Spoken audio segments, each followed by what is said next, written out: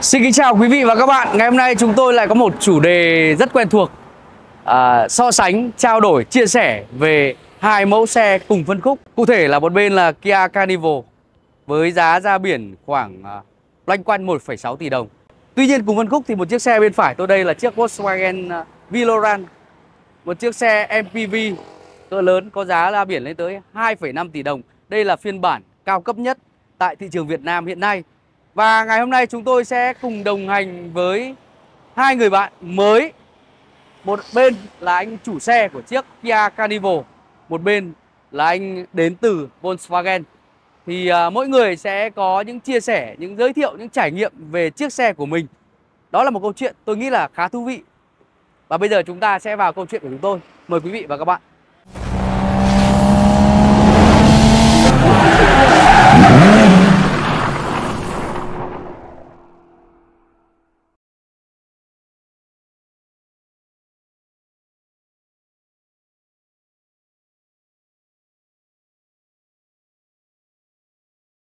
Và đây là hai chiếc xe MPV. Mọi người có thể lại gần đây để chúng tôi sẽ cùng kịp giới thiệu. Đầu tiên là tôi giới thiệu anh Lăng, một người anh của tôi là chủ chiếc xe Carnival màu trắng này.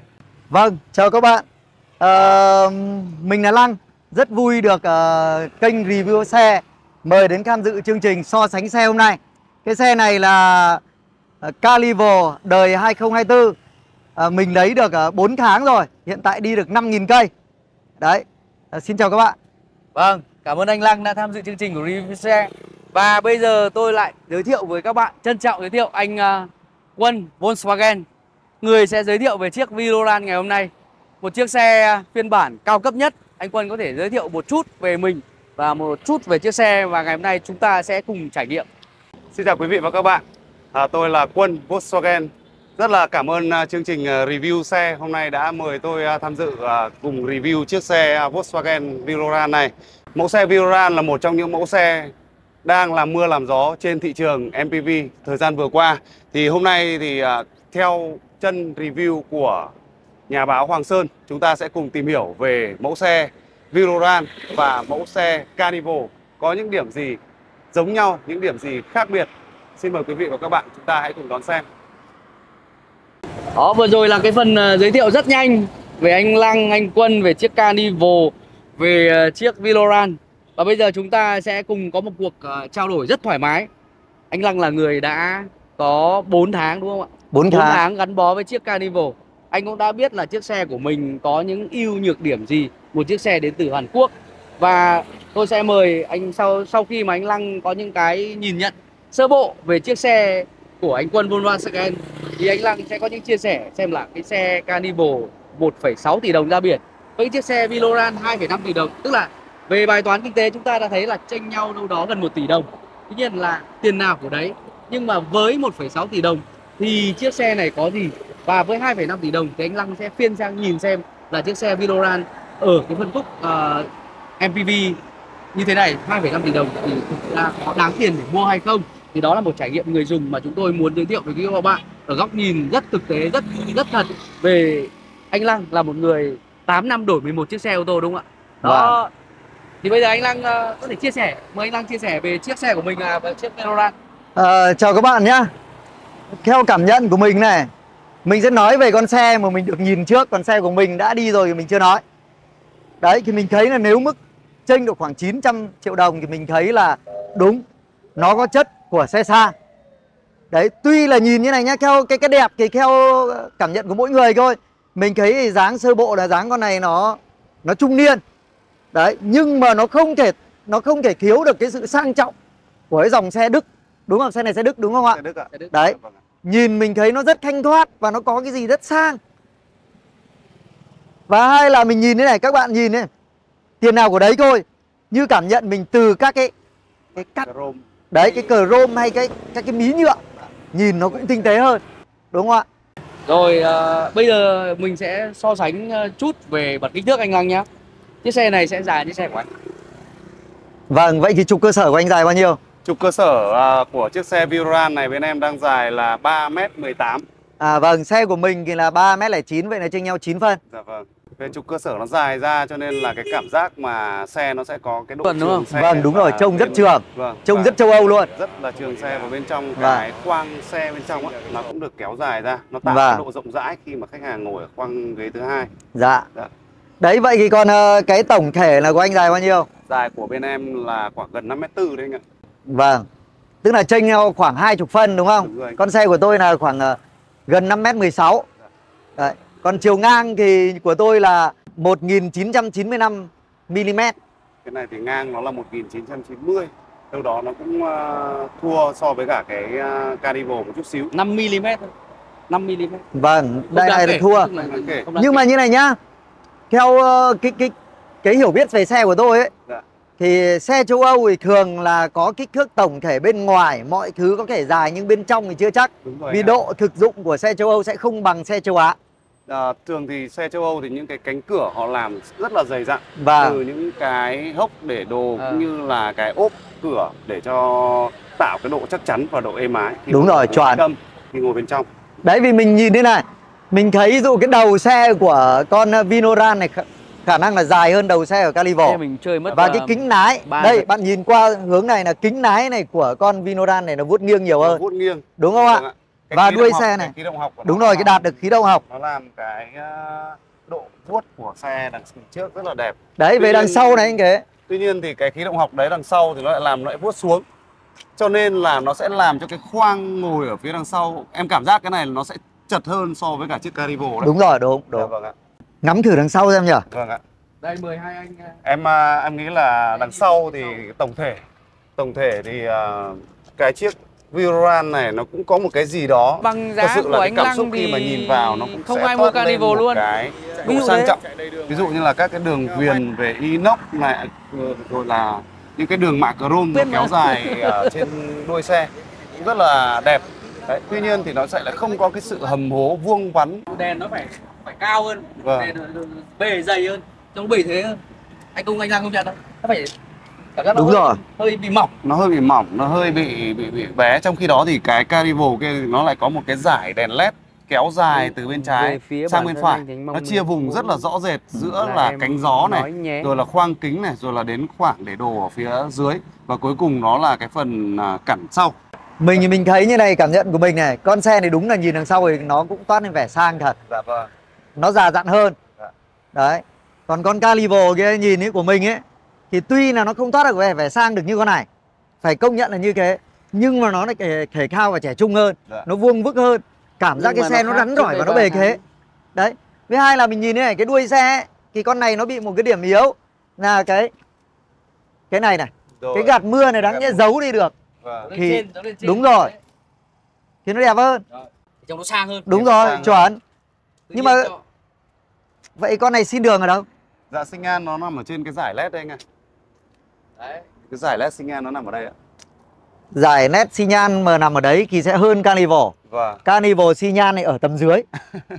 Hơi nguy hiểm. Hơi nguy hiểm, tức là Anh nếu đi mà gặp container là mệt đấy. chả cần container mà xe của mọi người mà dí sát vào xe này mà mình bật xi nhan ấy thì cũng không nhìn thấy. Đấy. Không nhìn thấy xin đường. Thế anh đã gọi là gặp cái tình huống va chạm nhẹ nào chưa với cái chiếc xe này chưa?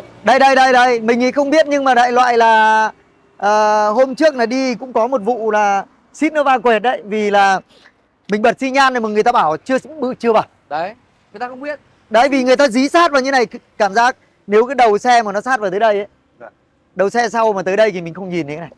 Đúng rồi. Tại vì như ở Hà Nội thì cái đường tắc và các xe đi sát gần với nhau rất là nhiều, và trong khi mình đến ngã tư mình rẽ trái và Chỉ rẽ cách phải. nhau có 50 phân 1 mét thôi. Mình Wow. bật xi nhan thì có thể là cái xe đằng sau họ sẽ không kịp nhìn đến cái việc mà mình bật xi nhan để mình rẽ.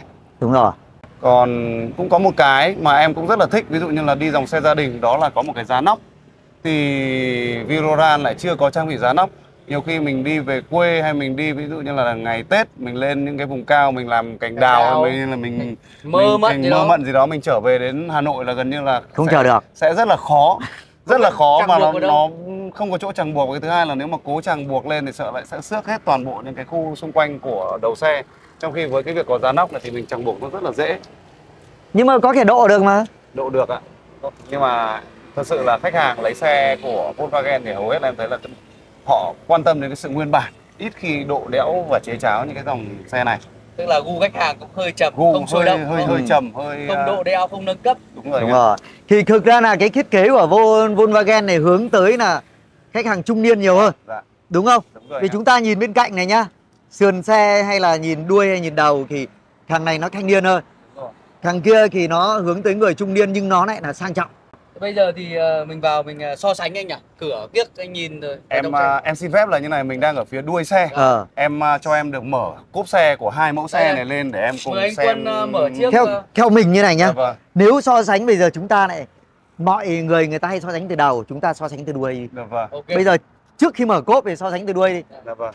Thì để em xem là cốp của xe Viroran này rộng hơn hay là cốp của Kia Carnival này rộng hơn. Ok. Thì em xin phép là mời anh Lăng ra mở trước ạ. Sau đó thì em sẽ cùng mở chiếc xe của em luôn. Chiếc xe này của anh là có trang bị đá cốp không ạ? Cái này không có đá cốp nhá. Ok, em hơn đấy. Của em là có đá cốp anh ạ. Đấy. Con này là hơn cái đá cốp đúng không? Chiếc xe của em thì có trang bị đá cốp. Tuy nhiên thì nếu mà nhìn Điện đúng không? cốp điện, phải cầm chìa khóa thì mới đá cốp được. Xe của em thì cũng có lẽ là đắt tiền hơn cho nên là trang bị lại thêm một cái nữa, đó là cái chế độ đá cốp này anh này. Đó, rất là hay. Và ngoài ra thì cái chế độ đá cốp này nó cũng rất là an toàn khi mà hạ cốp xuống anh nhé. Hạ cốp xuống mình đá vào như này, nó có phát ra tiếng kêu. Nhưng có Và mình phải lùi hẳn ra khỏi cái anh ạ, anh phải lùi hẳn ra khỏi cái có Chống kẹt. Có chống kẹt ạ. Chắc chắn là có Cảm biến chống kẹt ạ. Tôi vừa đỡ tay này. Dạ vâng. Có cảm biến chống kẹt, thế cho nên là cũng rất là an toàn khi mà người già hoặc trẻ em trong quá trình mà mình chuyển đồ vào, chuyển đồ ra ấy, mà mình đóng cửa thì sẽ rất là an toàn. Con của tôi cũng có chống kẹt. Dạ vâng ạ. Đấy. Con này thì hơn con kia đá cốp đúng không? Vâng. Nhưng mà cốp thì lại hơi cốp các bạn so đi. Đấy. Nếu mà đúng là cốp mà so với cả Kia Carnival thì có lẽ là quý vị nhìn vào đã có thể thấy rõ ràng luôn, đó là sẽ chật hơn so với cả Carnival rất là nhiều. Có trang bị lốp sơ cua ở phía dưới cho nên là vành sắt thôi. Vâng ạ, vành sắt nhỏ hơn với cả vành zin. Carnival thì nó lại trang bị lốp sơ cua để ở hàng dưới hàng ghế thứ hai. Thì Carnival thì nó rộng hơn con này, nếu mà để xếp đồ thì nó rộng hơn tương đối nhiều đấy. Có lẽ là rất là phù hợp cho các bác mà có nhu cầu đi đánh golf hoặc là đúng đi rồi. du lịch gia đình dài ngày. Đây. Hai anh sang bên Carnival. Có lẽ như thì em nói với nhé cốp được rộng không? như này thì có thể là xếp được dọc tới 5 bộ đánh golf. Đây là hình ảnh nhất thực tế về chiếc xe của anh Lăng để tương đối nhiều đồ. Đây mời quay đây sâu trong đây người ta nhìn. Có những cái hộc đồ rất là rộng. Đấy, hộc đây. Hơi bừa bộn một chút. Xe gia đình mà. Vâng ạ. Đấy, nhưng để rộng thật. Cái này là để được đủ một fly chơi golf luôn đấy. 5 bộ golf to là ở đây là đủ luôn đấy. Nhà mình đi là mình đã 5 người là mình bỏ 5 cái vali cộng với bao nhiêu đồ linh tinh về thùng đựng đá điếc các kiểu nữa vẫn thoải mái. Dạ. Cái độ ngả ghế mọi người nhìn. Cái độ ngả ghế thì nếu mà nhìn từ đây cũng có thể thấy luôn, đó là cái độ ngả ghế của hàng ghế thứ 3. Xe Carnival này ngả hơn khá nhiều so với cả mẫu xe Viroran. Thế bây giờ cái đuôi xe này con kia có cái gì hơn nữa nhỉ? Đuôi xe thì ví dụ như là bên em thì nó sẽ có thêm đó là 6 cái cảm biến ở phía đằng sau, để khi mà lùi lại gặp các chướng ngại vật thì nó sẽ báo tiếng kêu rất là rõ rệt ở phía trong khoang lái, cho lái xe dễ dàng tránh được cái chướng ngại vật khi mà mình lùi xe anh ạ. Thì xe của mình thì cũng thế, nhưng mà cái điều nó ít hơn 2 cái.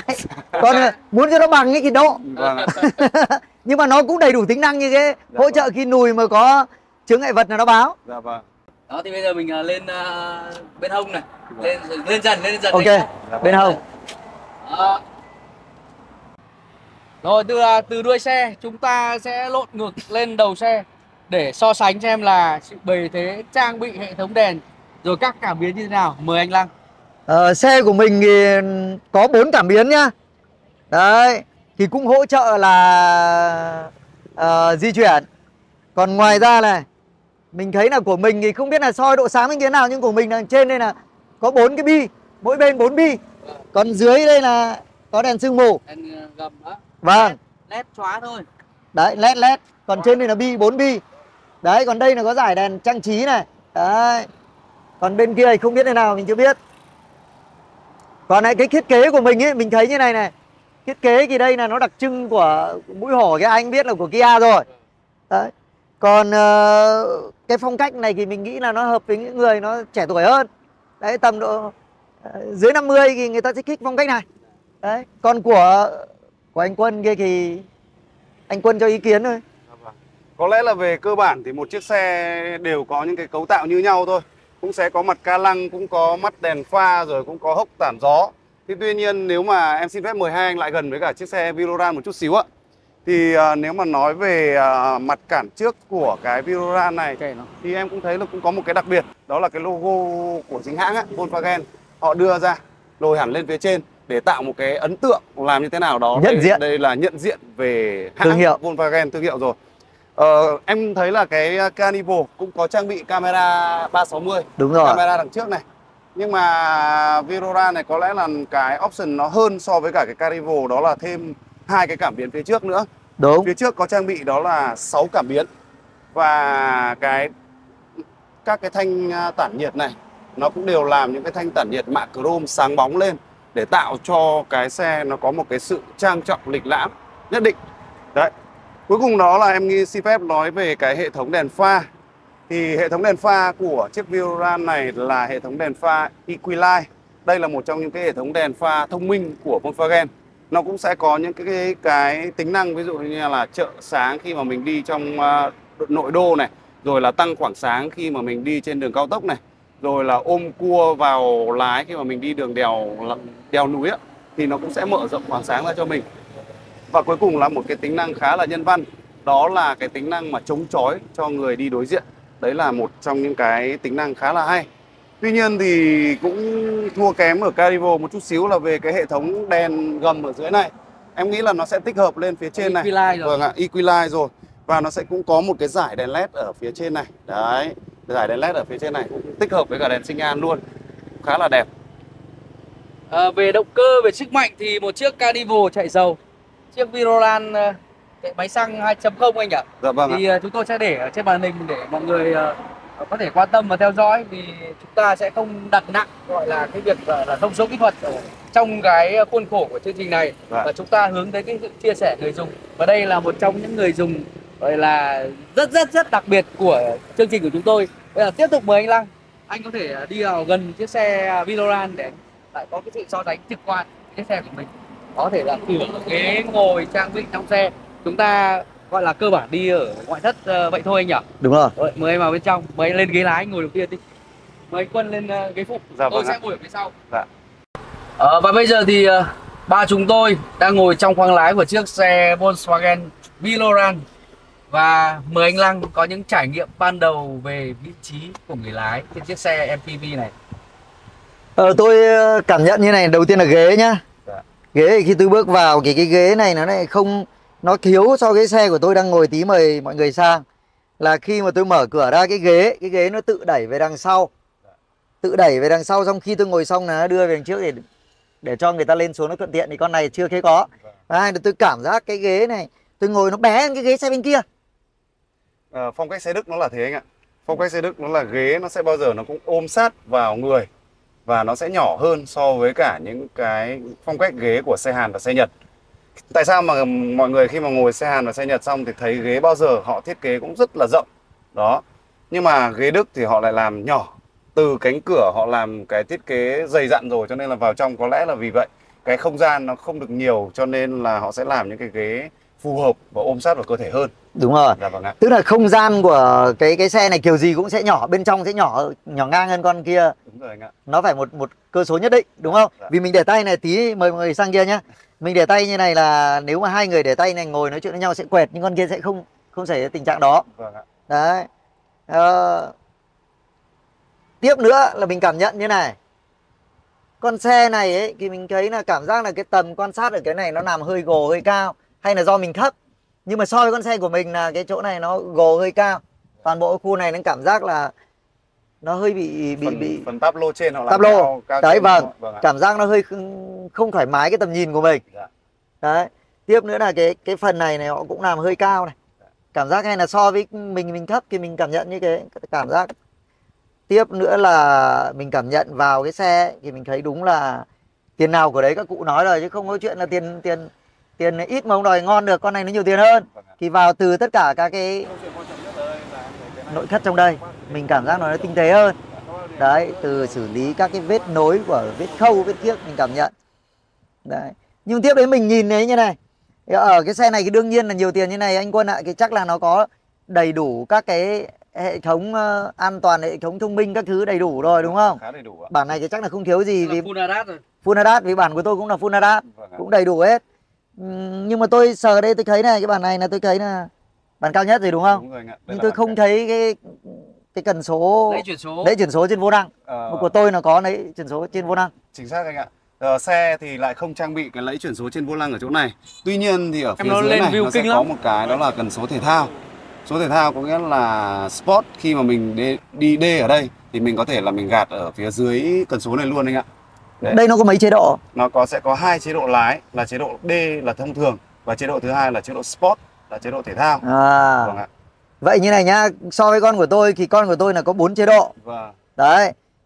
Chế độ Sport, chế độ Lowman, chế độ tiết kiệm và chế độ tiện nghi comfort đúng không? Vâng ạ.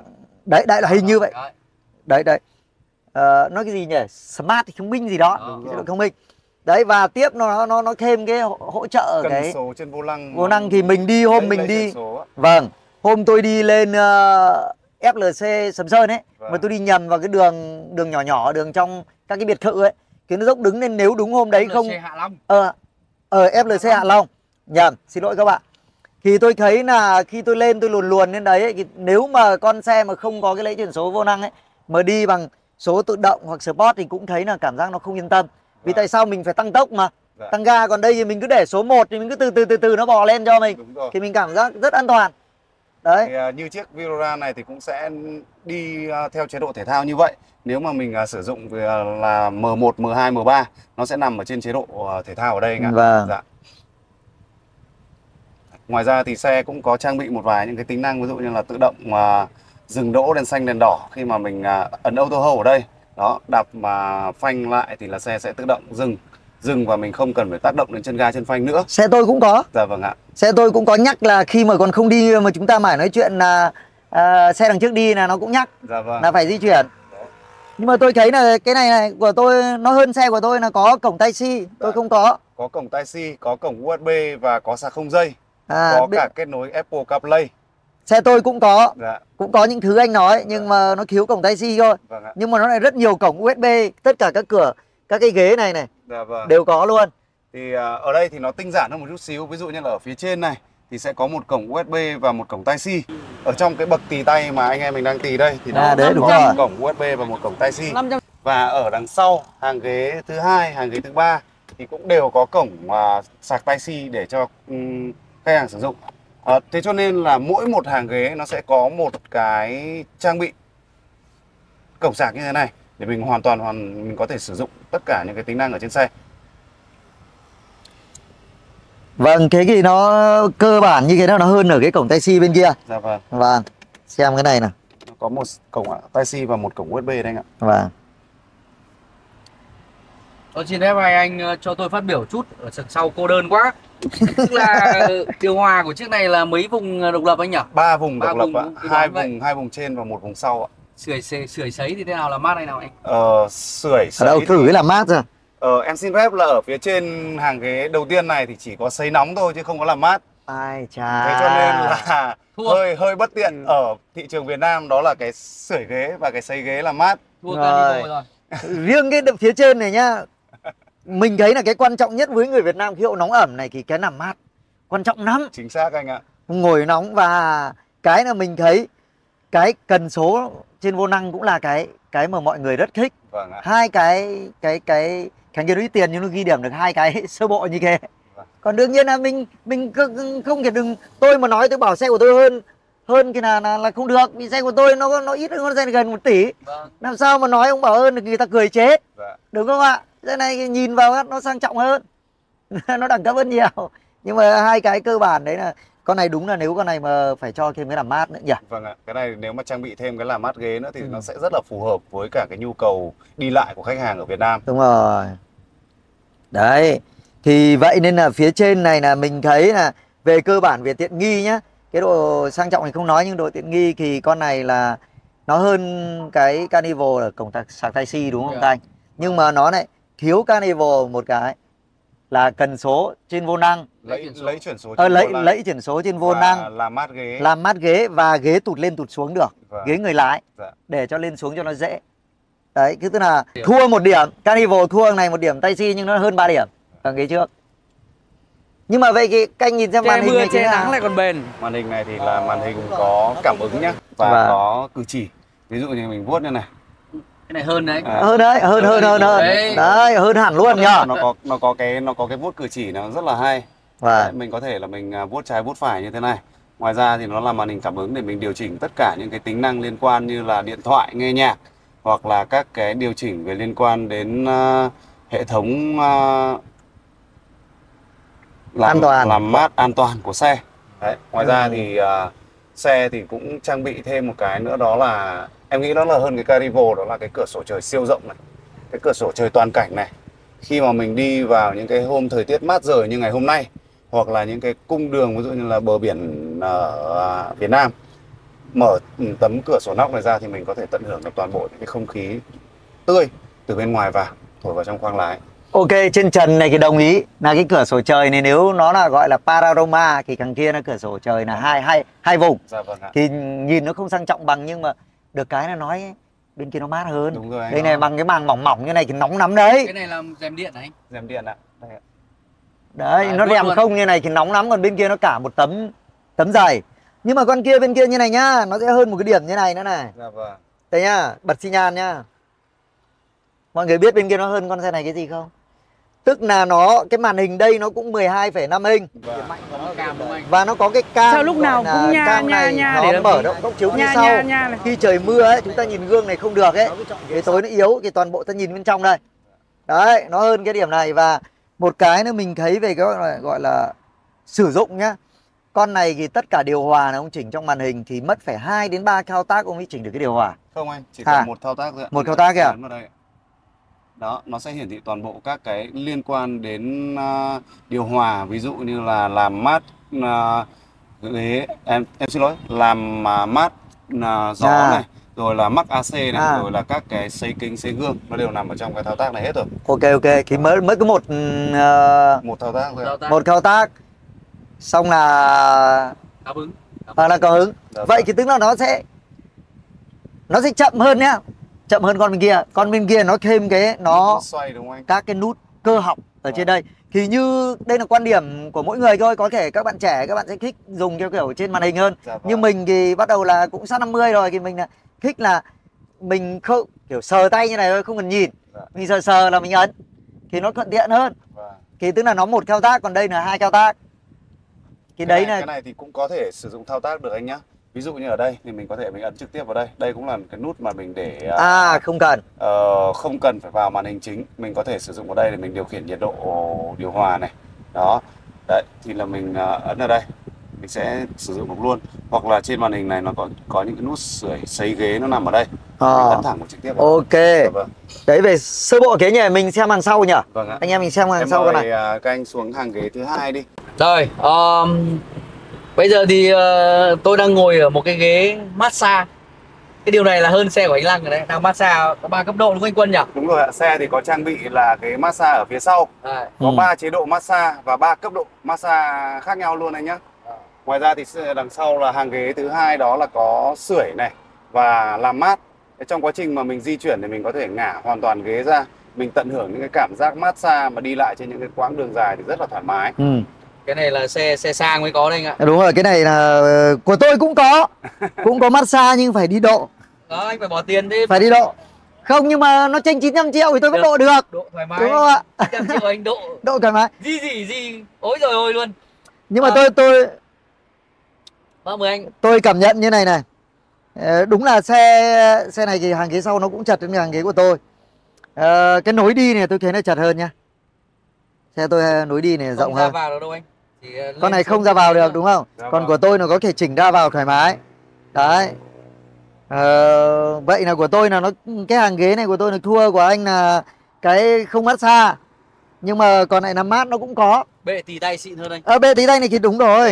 Đây, Nhìn nó làm đẳng cấp hơn. Đây, đây. Như Có máy cả, bay này. có cả khay Điện thoại này. đựng cốc này, có cả giá đựng điện thoại này. Đấy. Ngoài ra là có cả cổng sạc Type-C ở chỗ anh Type-C và để sạc điện thoại cho anh. Hai anh em mình có 2 cổng Type-C sạc riêng rẽ luôn, không liên Ok, quan. của tôi thì mỗi ghế có cổng USB thôi. Anh không phải chờ em không phải chờ anh. Đúng rồi. Bây giờ đựng được cả tài liệu này, báo chí, tạp chí đựng. Của tôi thì đúng rồi, đây nó hơn của tôi là ở chỗ này. Đấy. Để được. Nhưng Đấy. của tôi thì lại cốc nước nó để đằng trước đây. Đấy, nó thua, nó không có ở cái bệ tí tay đằng trước. Vâng. Nhưng mà trang bị này đẹp. Em cứ cảm giác như là trên cái đúng khoang rồi. thương gia Chuẩn của máy bay ấy. Và bây giờ thì tôi và anh Lăng ngồi ở ghế thứ 3. Anh Quân ngồi ở ghế thứ 2 với chiều cao 1m77, nặng 75 cân. Thì anh Quân sẽ là người hiểu rõ chiếc Viloran hơn anh Lăng cũng như là tôi. Thì có lẽ là anh Quân sẽ giới thiệu với quý vị khán giả một chút về hàng ghế thứ 2, hàng ghế của người trả tiền, hàng ghế của ông chủ, hàng ghế của những tiện nghi mà Volkswagen gọi là áp dụng trên chiếc xe Viloran này. Mời anh Quân ạ. Vâng, thưa quý vị và các bạn, thì đây là hàng ghế thứ 2 mà Quân đang được ngồi. Thì trên hàng ghế này thì đầu tiên Quân muốn nói đến đó là cái chất liệu da. Chất liệu da của hàng ghế thứ 2 này thật sự là rất là êm ái và mượt mà. Đó, có bậc tì tay của hai bên này và có chế độ massage, 3 chế độ massage nhé. 3 chế độ massage kèm theo 3 mức độ: nhẹ, trung bình và cao. Đấy. Bên trái này thì có trang bị đó là khay để cốc này và khay để điện thoại. Kèm theo đó là một đường cổng sạc Type-C để giúp cho quý vị và các bạn có thể sử dụng và sạc ngay trên xe. Ở phía trên này thì chúng ta sẽ có những cái cổng điều hòa đưa thẳng gió vào thân người. Và cuối cùng mà Quân muốn nói đến đó là cái chế độ ngả ghế của chiếc ghế thương gia này. Thì có lẽ là đây là cái ghế mà rất là nhiều người quan tâm. Ở chiếc ghế có thể ngả đến 70 độ. Đấy. Cho lưng ghế. Sát cái hàng ghế thứ 3 luôn. Có bị vướng anh không sao, tôi ngồi được anh. Đây là sát của hàng ghế thứ 2. Và cái để chân này thì chúng ta cũng có thể thấy đây, hơi chật một chút xíu. Cái ghế này thì nó có thể nâng lên đến góc đó là 90 độ. Với một người cao 1m77 như Quân thì đúng thật là sẽ hơi chật. Đó. Đấy, mọi người thấy có bệ gọi là đây, bệ cổ như trên máy bay này. Như thế này. Thì chúng ta cũng có thể hoàn toàn mà tận hưởng một cái không gian như là không gian thương gia ở trên máy bay. Đấy, bẻ cổ luôn. Cổ thì có đỡ cổ rồi. Đấy, đây là cái không gian hàng ghế thứ 2. Thì quý vị và các bạn thấy như thế nào? Anh Lăng, chiếc Carnival của anh thì có... Của tôi cũng ngả đúng như này. Cũng như này luôn. Tí mời các anh sang. Dạ vâng. Nhá, vâng. Đấy. Giống hệt của anh đỡ được bắp chân, của tôi cũng đỡ được. Thì vâng. Bên em chiếc Carnival, chiếc Viloran này. Viloran thì nó thiết kế các cái bệ tì tay này nhìn nó sang trọng hơn. Đấy. Phải nói chẳng với nhau một câu kia. Đúng kiểu ghế thương gia đấy. Đúng rồi, còn của tôi là có anh... hai cái tay gạt thì nghe nó hơi... Ghế của anh phải đi độ. Đó, phải đi độ rồi sẽ có. Thì mới thành ghế thương gia được. Nhưng mà của tôi thì nó lại có cái khả năng di chuyển cái này. Nó thuận tiện và cái khe này nó rộng hơn này.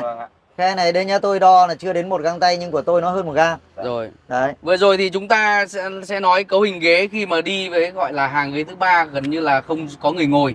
Thì bây giờ chúng ta sẽ đưa ra một cái gọi là cái ví dụ về việc là 3 hàng ghế đều có người ngồi. Và anh Quân sẽ tích tiến cái ghế ở cái mức độ gọi là phù hợp nhất, thoải mái nhất với anh. Kể cả gọi là vị trí ghế và độ ngả lưng ghế. Thì để chúng tôi ngồi phía sau xem có thực sự thoải mái không. Anh cứ ngả thoải mái đi. Đây là cái vị trí ngồi thoải mái nhất của hàng ghế thứ 2. Đây là ngồi đấy nhá. Ngồi thôi. Em chưa nói là ngả để nằm đấy. Ngả bởi vì là chúng ta sẽ đi 3 hàng ghế mà. Vâng. Nên là cái việc ngả sẽ không khả thi. Thì đây tôi và anh Lăng sẽ ngồi ở hàng ghế thứ 3 với cấu hình thiết kế là 3 chỗ ngồi. Nhưng với quan điểm của cá nhân tôi thì sẽ ngồi 2 người sẽ thoải mái hơn. Bởi vì tại sao? Cái phần này chắc là chỉ dành cho em bé thôi anh Lăng nhỉ? Chứ nếu mà ba người lớn ngồi sau thì khá là chật. Với anh hay là anh Quân nữa ngồi đây thì mà đi xa khoảng 50 cây thì cũng phải xuống là mất đoàn kết cãi nhau luôn. Đúng rồi. Đó, hoặc là nếu ra hoặc là hãng có một cái gọi là tinh tế hơn là để thêm cái bệ tì tay ở đây, ví dụ thế.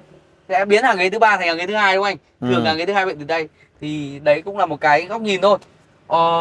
Em cũng thấy là ở đây là có cửa gió này, cửa gió hàng ghế cho hàng ghế thứ 3 này. Một cái vách kính chết đây rất là rộng, nhìn thoải mái rộng, có Type-C luôn. Đấy, hơn Carnival anh nhá. Chỗ nào có Type-C? Công nhận cái xe này là Type C, thì là cổng Type C, thì là Khắp mọi có nơi. khắp mọi nơi. Nhưng của tôi thì nó thua cái cổng Type C, nó có USB. Nhưng mà rất nhiều, nhưng mà nhá, về cái tôi vẫn tâm sự là cái thực dụng thì thưa các bạn là xe châu Á sẽ thực dụng hơn xe châu Âu. Tại sao đây tôi chứng minh nhá. Cái hàng ghế 3 và hàng ghế 2 của tôi ấy là cửa gió điều hòa nó đặt trên trần. Trên trần thì nó sẽ tối ưu về gió, nó đẩy và luồng khí nó đi thuận tiện hơn, nó hợp lý hơn. Thứ hai nữa là phía đằng sau của tôi này là có rèm. Đây không có rèm. Đấy. Hàng ghế thứ ba có rèm luôn. Vâng, hàng ghế thứ ba của tôi có rèm. Và cửa gió ở trên. Và đèn của tôi là nhiều hơn. Các đèn trên trần này sẽ nhiều hơn. Và tiếp nữa là tôi khẳng định là cái hàng thứ ba của tôi là ngồi được 3 người lớn. Tí mời các anh sang xem nhá. Ví nó dụ rộng ngang hơn. ở chiếc xe Viloran này là anh Quân ngồi vào sẽ chật này. Đúng rồi, chắc chắn là chật vì còn có tí này. Anh em mình không thể ngồi khép chân vào như này được. Anh Quân muốn thử không? Mời xuống đây tí nữa ta so sánh. Có lẽ là để em ngồi thử luôn. Thử luôn đây. Đấy, đây, ngồi thử luôn. Đấy. Anh Lăng là nặng bao nhiêu cân ạ? Tôi có 53 cân thôi. Đúng là nếu mà ba anh em mà ngồi kết luôn quá trình mà đi đường tôi bé dài tí thì là rất là bất tiện. Đoàn kết đây anh ạ. Mất đoàn kết đây. Mà tôi ngồi lệch sang đây một tí nó thành cái cao cao đấy. Đoàn kết lúc đầu và mất đoàn kết lúc sau đây anh ạ. Nhưng mà thực ra chắc cũng ít khi ngồi tới 7 người đâu. Ba người lớn.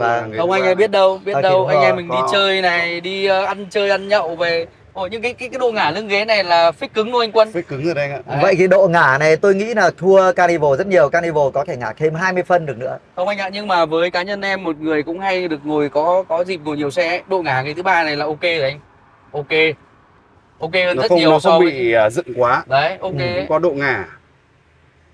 Không phải là ngồi cạnh anh Quân Volkswagen mà tôi khen đâu. Nhưng mà tôi thấy nó là thực tế, nó là ok. Thì đấy, tí nữa mọi người sang bên kia nhá.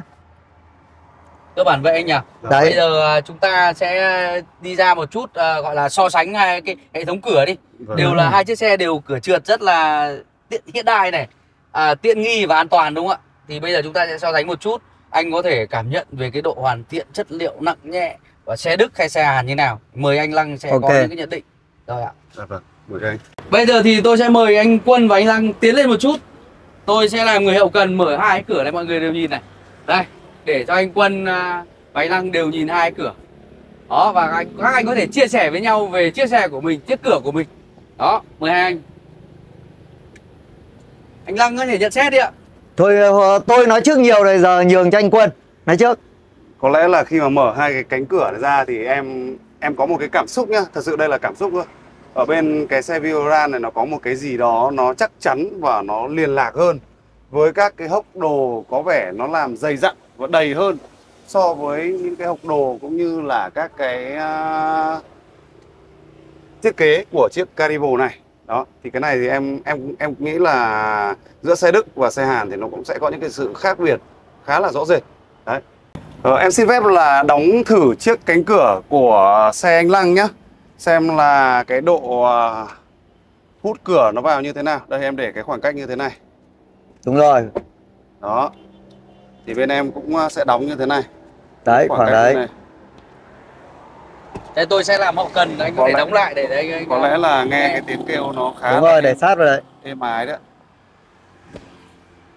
Không hít.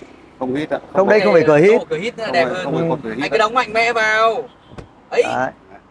Sang bên này ạ. Sang bên này đây. Mời anh. Mời quý vị và các bạn cùng nghe tiếng đóng cửa.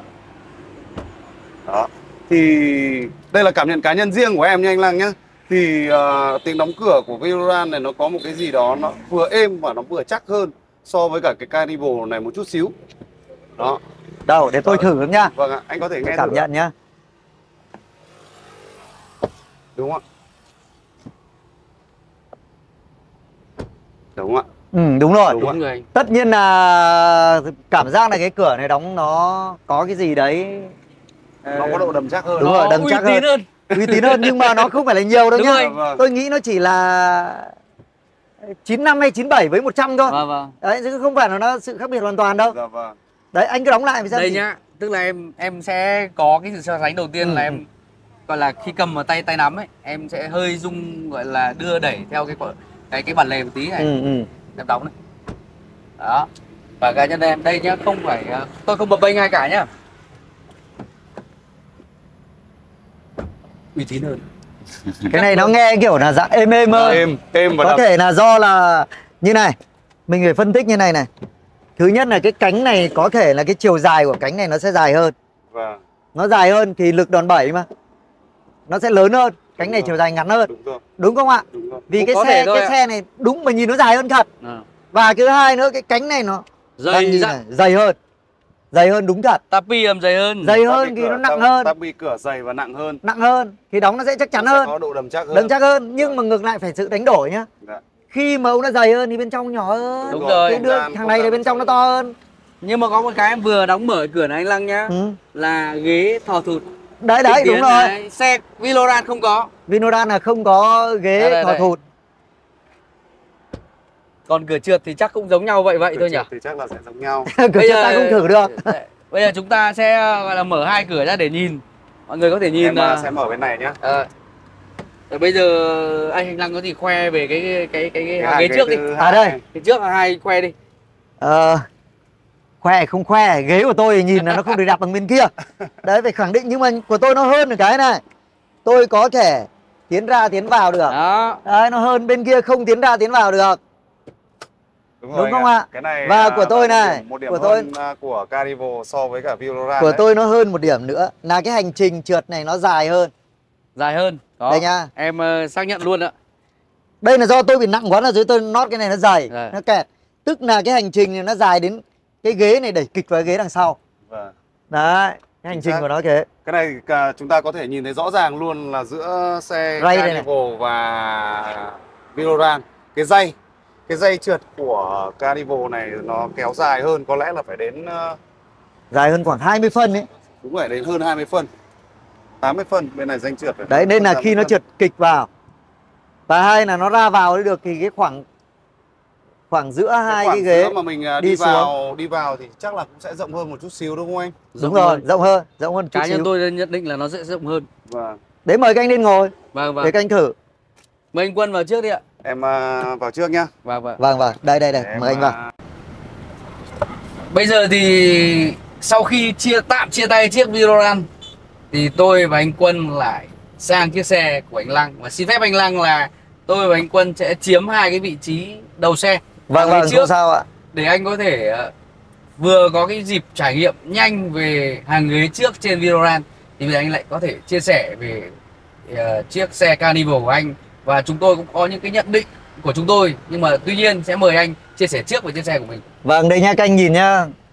Cái của tôi ấy thì là cái màn hình đôi. Kép đi. Vâng, đấy, màn hình đôi, còn của anh Quân là tách rời. Tách rời. Thì nếu về nhìn về độ hiện đại thì nó hiện đại hơn đúng không ạ? Đúng rồi. Đấy, kể cả thiết kế trên vô năng nhìn cũng như yên ngựa đây này. Tổng thể là cảm giác nó dành cho người trẻ nhiều hơn. Các anh công nhận không ạ? Vâng, vâng. Còn kia là nó dành cho người trung niên nhiều hơn. Đúng là nếu mà nói về tổng quan của cái khoang lái đằng trước nhá, như cá nhân em đánh giá cả hai xe thì đúng là khi mà từ Viloran bước ra và bước vào chiếc Carnival này thì đây đúng là một cái không gian dành cho người trẻ tuổi. Màn hình đôi lớn này, rất là đẹp này, chia rõ ra là màn hình kỹ thuật số ở bên người lái và màn hình giải trí ở phía chính giữa này.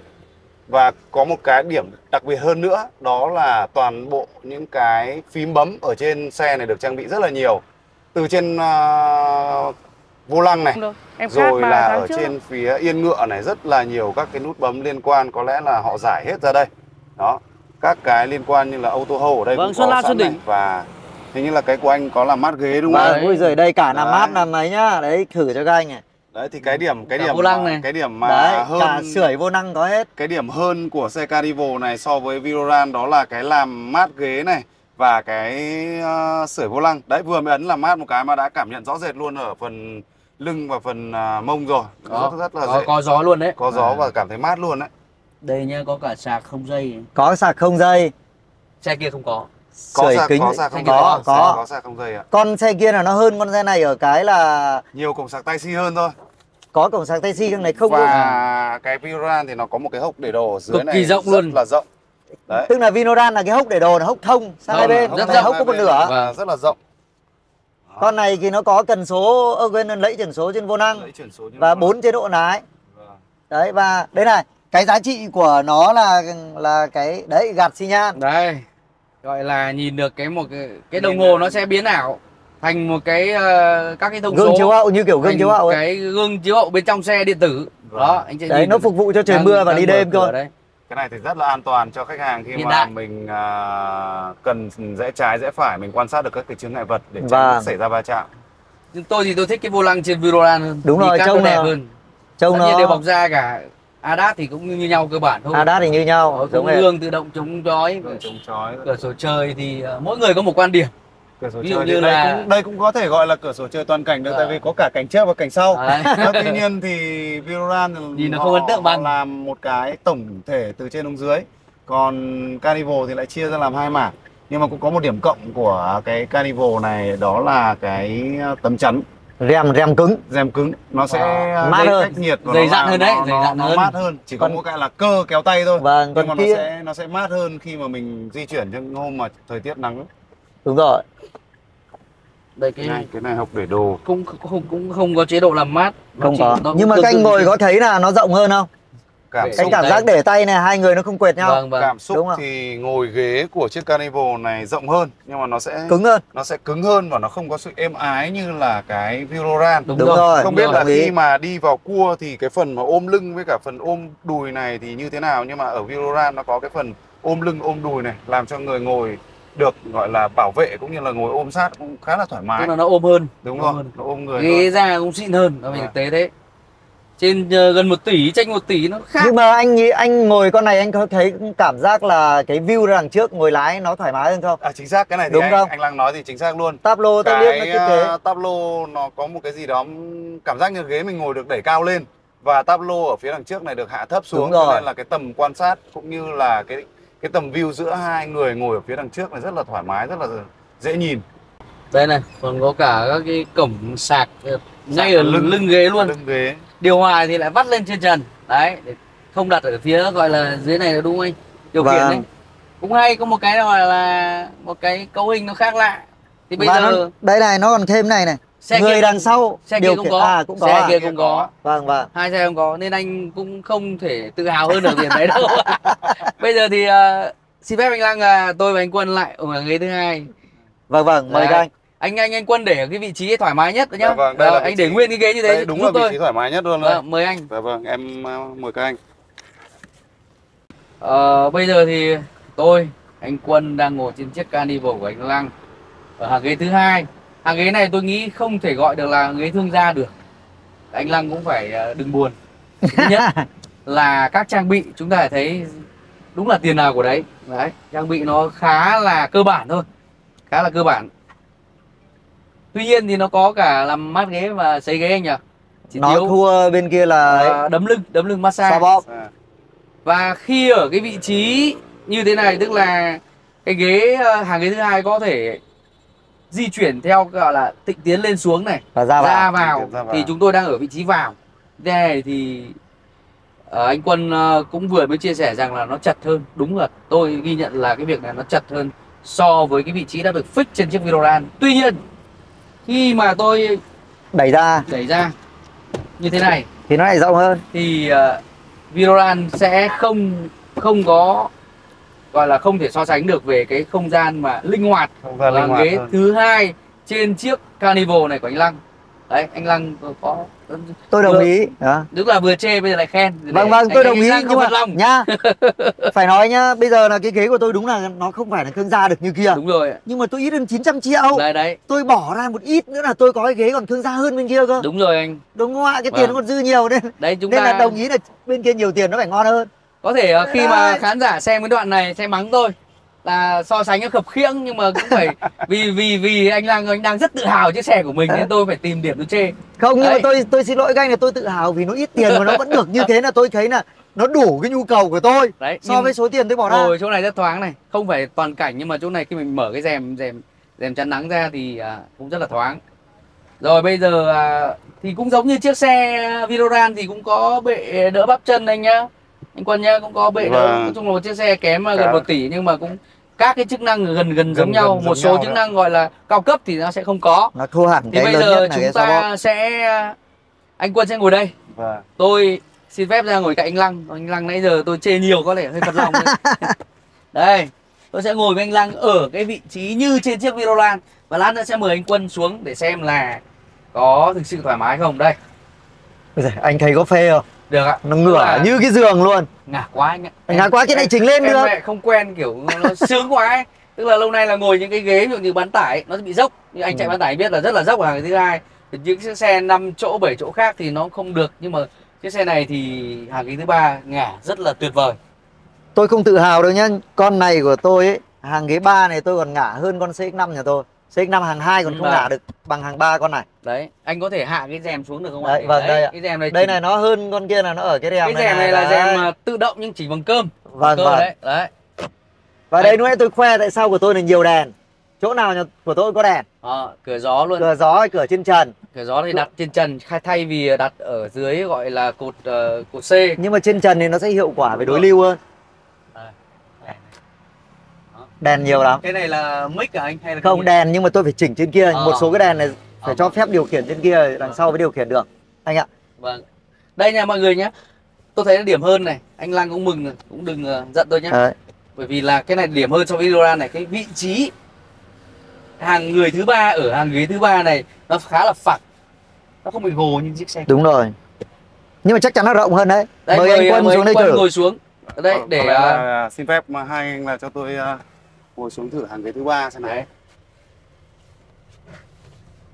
Lại yêu luôn đi chứ. Đấy. Ôi, có lẽ là anh em mình lại đoàn kết tiếp nhỉ. Đây, ngả ghế lưng ra đấy rồi. Ngả không, anh thấy nó ngả không? Ôi giời, rất là thoải mái. Có lẽ là yên tâm đi xa trên những cái quãng đường đi đường dài thì ngồi hàng ghế thứ ba của xe Carnival này thì tôi thật sự là tôi thấy là rộng hơn so với cả Viloran khá là nhiều. Đấy. Rất là rộng. Ngồi thoải mái hơn. Bạn ấy là khi mà ngồi Viloran ba anh em mình ngồi là tôi phải khép chặt chân vào như này. Khép nép. Vâng. Và không. Còn bây giờ là anh sẽ ngồi kiểu thoải mái, tôi mở thoải mái. Kiểu hớ hênh ấy, hớ hênh này. Đấy. Thoải mái như này không còn cái cảm xúc mà bị chật nữa. Thì đây cũng là một cái điểm cộng rất là lớn cho mẫu Viloran này đấy anh Lăng ạ. Carnival. Anh ấn tượng xe của tôi rồi. Tuy nhiên là cũng một cái điểm nhá, là chiếc xe lúc nãy anh Quân ngồi Viloran ấy thì tôi thấy là cái phần bệ đỡ cổ này có thể bẻ được như trên máy bay. Đúng rồi. Đấy, nhưng chiếc xe này không có. Thì lúc nãy anh cái chê xe tôi là cái ghế thương gia này nó chưa đạt được thương gia, đúng không ạ? Gọi là bán thương gia thôi. Bán thương gia. Nhưng mà tôi sẽ làm được thành thương gia vì tôi còn dư tiền. Rồi bây giờ thì chúng ta sẽ đến với một gọi là phần mới trong cái chương trình ngày hôm nay, tức là chúng tôi sẽ cùng nhau di chuyển trên chiếc xe Viloran. Bởi vì anh Lăng đã có 4 tháng di chuyển cùng trên chiếc Carnival rồi, có lẽ sẽ cần thiết cái việc là ngồi trên Viloran hơn, và anh Lăng sẽ cầm lái chiếc xe đó, tôi anh Quân ngồi sau để xem là anh có thể cảm nhận một chút trong cái khu vực đô thị ở Hà Nội giờ cao điểm như thế này trên một chiếc Viloran, một chiếc xe đối thủ của chiếc xe Carnival mà anh Lăng đang sở hữu. Mời quý vị và các bạn cùng lên xe với tôi, anh Lăng và anh Quân. Có lẽ đây là một trong những cái phần mà rất nhiều người quan tâm về trải nghiệm người dùng, trải nghiệm ngồi phía sau vô lăng trên một chiếc xe MPV như là chiếc Viloran. Và anh Lăng là người đã có nhiều thời gian làm quen sử dụng với chiếc Carnival, thì bây giờ anh Lăng sẽ lái một chiếc gọi là đối thủ Carnival, là chiếc Volkswagen Viloran phiên bản cao cấp nhất tại thị trường Việt Nam với giá ra biển đâu đó khoảng 2,5 tỷ đồng. Thì chúng tôi sẽ cùng đi nhau trên cái cung đường gọi là đô thị vào giờ cao điểm chẳng hạn. Đó. Thì anh Lăng có thể sẽ có những cái cảm nhận về cái việc là chiếc xe này nó sẽ khi ở xi nhan nó không có cái màn hình camera, đúng không anh? Nó sẽ bất tiện như nào thì có lẽ sau khi một đoạn chạy thì anh Lăng sẽ có những cái chia sẻ với mọi người. Đó là tôi nghĩ là một trong những cái cảm nhận rất thực tế mà những ai đang quan tâm về Viloran cũng như là Carnival có thể xem trong cái phần này của chương trình.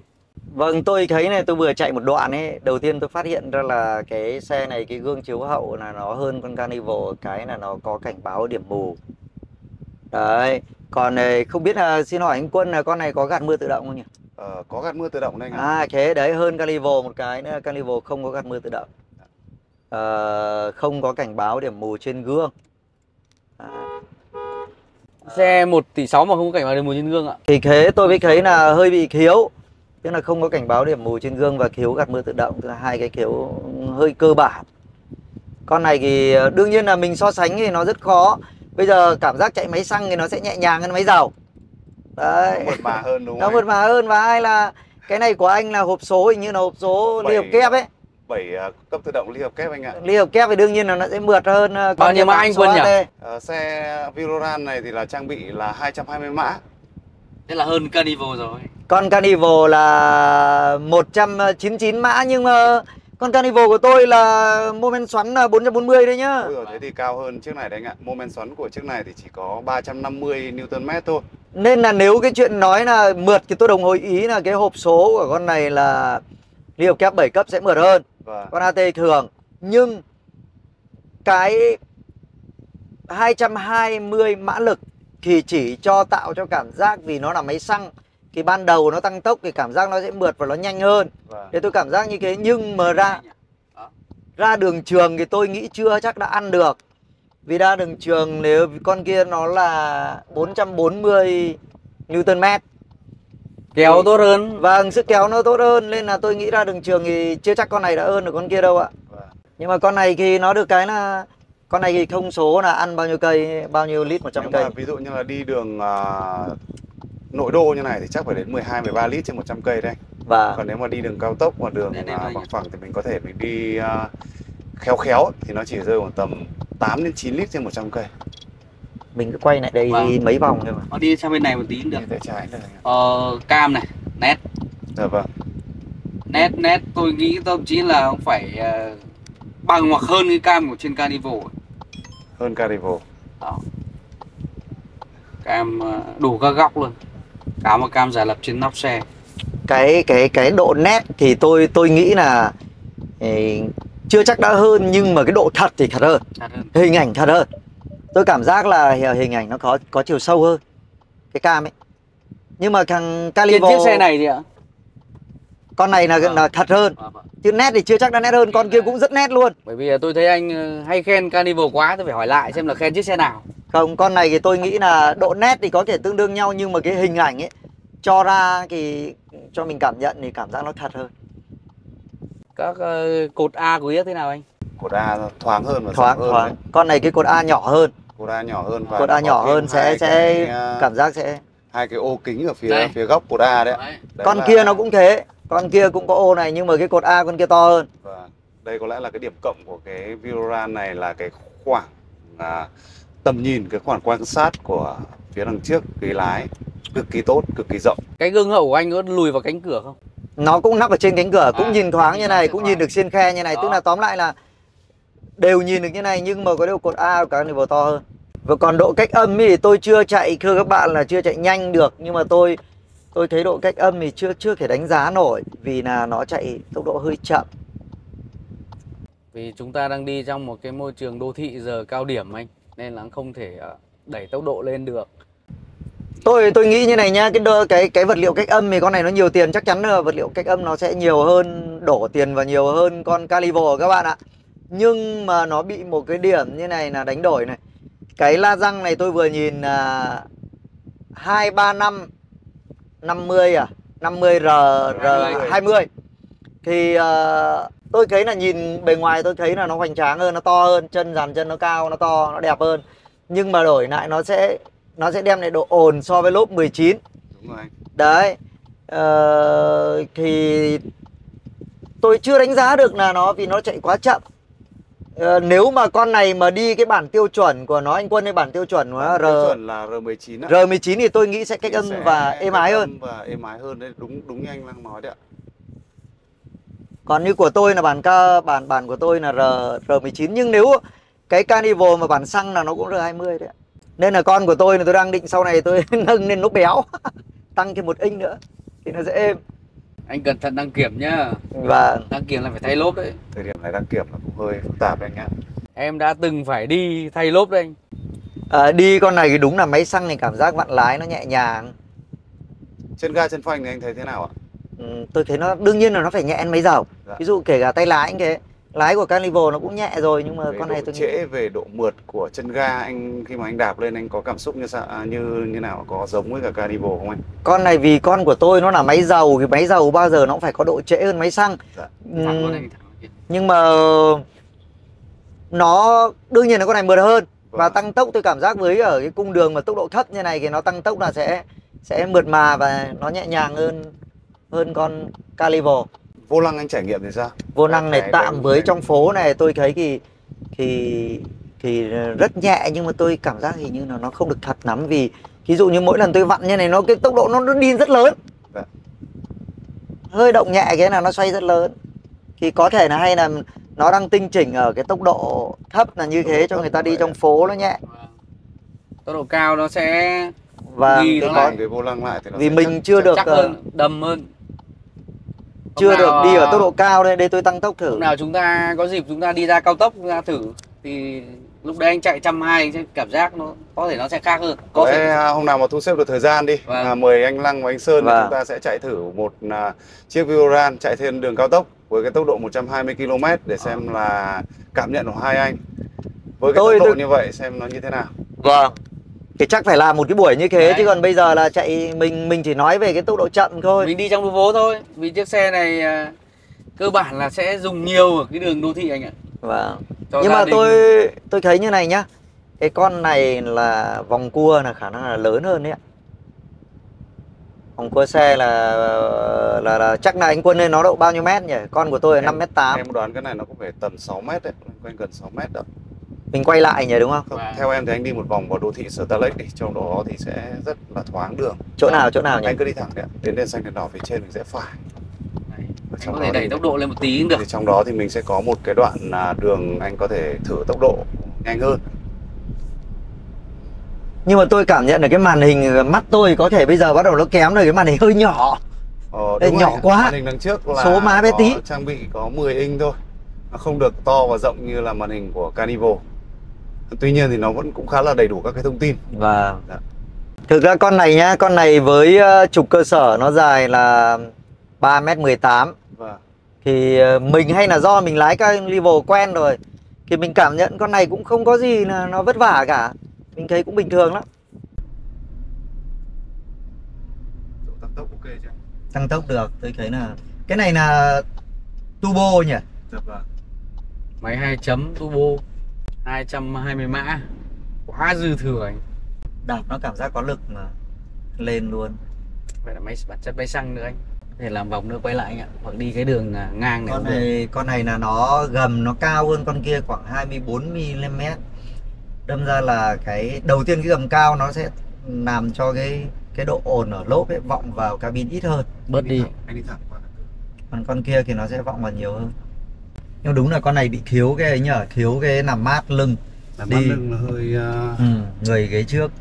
Con này cũng là một trong những chiếc con hiếm hoi mà nó có cái cửa gió có 2 tầng này. Đấy, đúng rồi, con này là 2 tầng. Là mình có thể điều chỉnh cho phía sau, phía trước, hoặc là mình không bị một cái hơi lạnh nó quá cái luồng quá lớn ấy.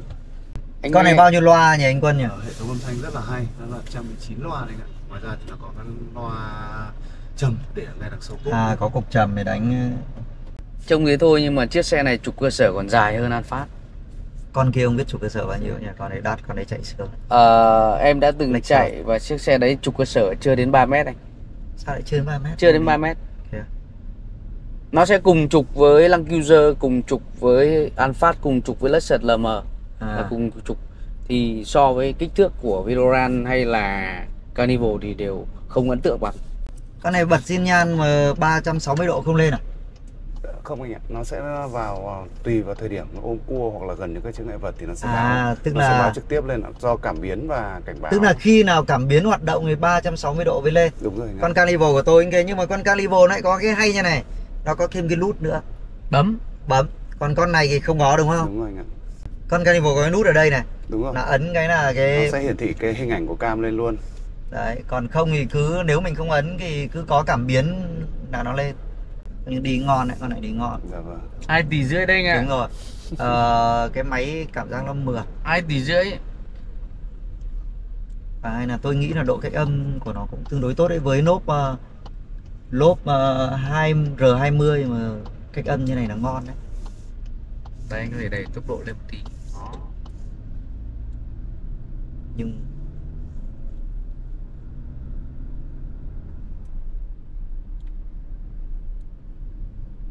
Nhưng con này nhá, con này nó thiết kế dòng cho xe MPV xe gia đình nên là mình tăng tốc nó cũng không thể bốc như Nó các không xe bốc kiểu xe như súp là được đâu các nhé. dòng xe súp ấy. Nó khi mà mình đạp mạnh ấy vẫn có cảm giác bị đuối ga đấy.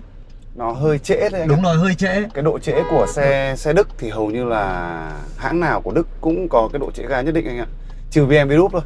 BMW Group thì khi mà đạp ga thì nó sẽ có độ bốc ngay. Còn Không, lại nhưng ví dụ mà như nó trễ như này này. Con xe Đức thì như nhà mình là con Mercedes, cái đạp nó rất bốc, đạp vào nó dính lưng. Vì nó là dòng xe sedan thì Dạ bao giờ nó vâng. thiết kế là theo kiểu của nó thiết kế nó bốc hơn.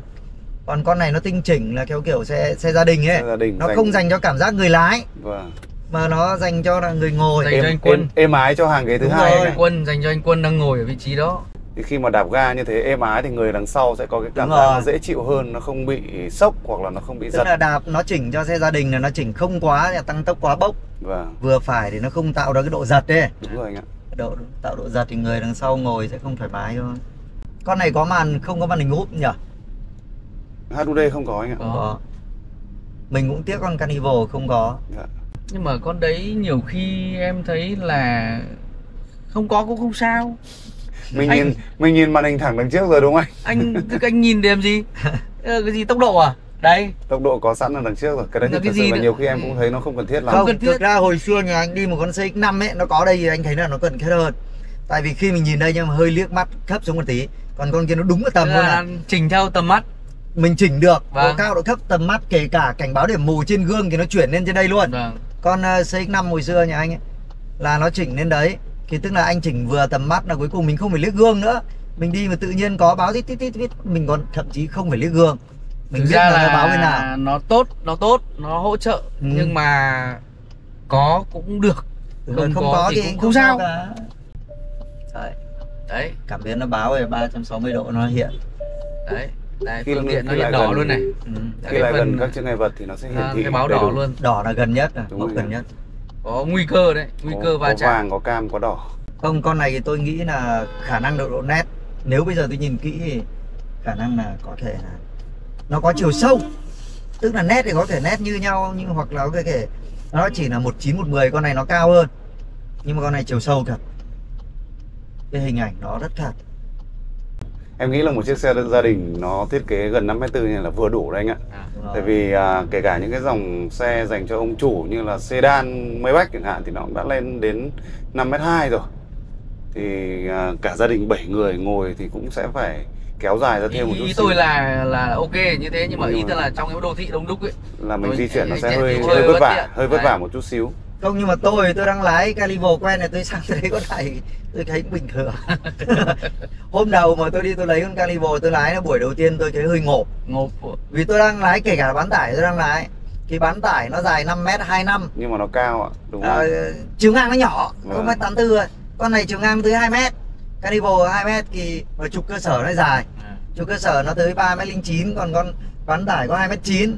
Vâng. Thì tức là cái xe dài không quan trọng bằng trục cơ sở dài. Trục cơ sở dài là lái nó sẽ vất vả.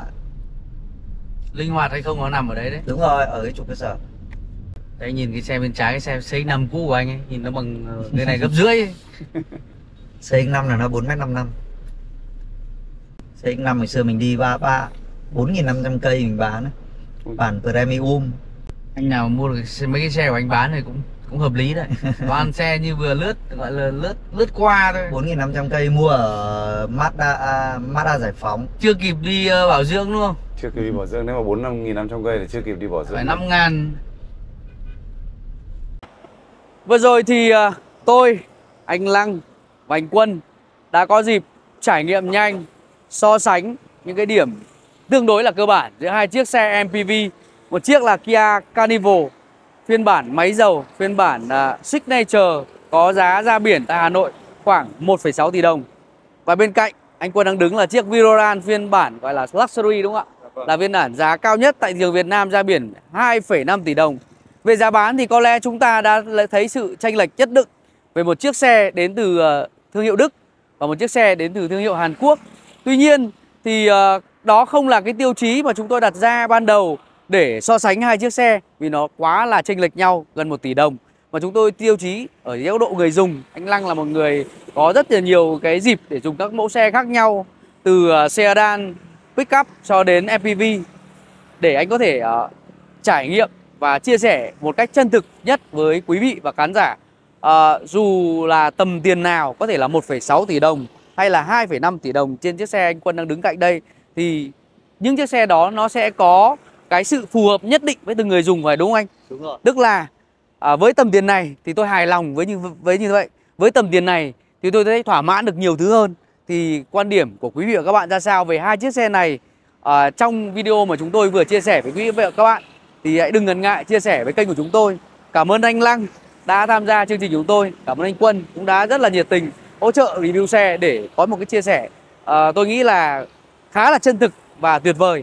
Mặc dù anh đến từ Volkswagen, tuy nhiên anh cũng có những cái ý kiến mà tôi thấy rất là công tâm và thẳng thắn. Cảm ơn quý vị và các bạn đã theo dõi chương trình của tôi và anh Lăng và anh Quân ngày hôm nay. Xin chào và hẹn gặp lại.